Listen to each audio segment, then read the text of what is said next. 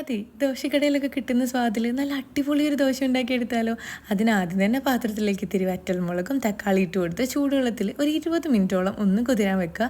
അത് നല്ലോണം കുതിർന്ന് വരുമ്പോൾ മിക്സിയുടെ ജാറിലേക്ക് വെളുത്തുള്ളിയും കുഞ്ഞുള്ളിയും നമ്മൾ കുതിർത്തെടുത്ത വറ്റൽമുളകും തക്കാളി ഇട്ട് നല്ലോണം ഒന്ന് അടിച്ചെടുക്കുക. ഉപ്പിടാൻ മറന്നു പോയതുകൊണ്ടാട്ടോ അടിച്ചതിന് ശേഷം ഉപ്പിട്ട് ഒന്നും കൂടി അടിച്ചെടുക്കുന്നത്.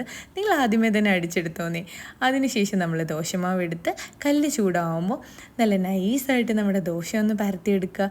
ഇനി നല്ലോണം മൊരിഞ്ഞു വരാൻ വേണ്ടി ലേശം നെയ്യും കൂടി നമ്മളൊന്ന് ഒഴിച്ചു കൊടുക്കുക. ഈ സമയത്ത് ദോശ നല്ല മൊരിഞ്ഞ് നല്ലൊരു മണം വരില്ലേ? അപ്പോൾ നമ്മുടെ ചട്നി ഇതേപോലെ അതിൻ്റെ മുകളിലേക്കൊന്ന് ഇട്ട് കൊടുത്ത് എല്ലാ ഭാഗത്തും എത്തുന്ന രീതിയിൽ ഒന്ന് സ്പ്രെഡ് ചെയ്ത് കൊടുക്കുക. ഇനി ഇത്തിരി സ്വാദ് കൂട്ടാൻ വീണ്ടും ലേശം നെയ്യും കൂടി അതിൻ്റെ മുകളിലേക്ക് നമുക്ക് ഇതേപോലെ ഒന്ന് ഒഴിച്ചു കൊടുക്കാം.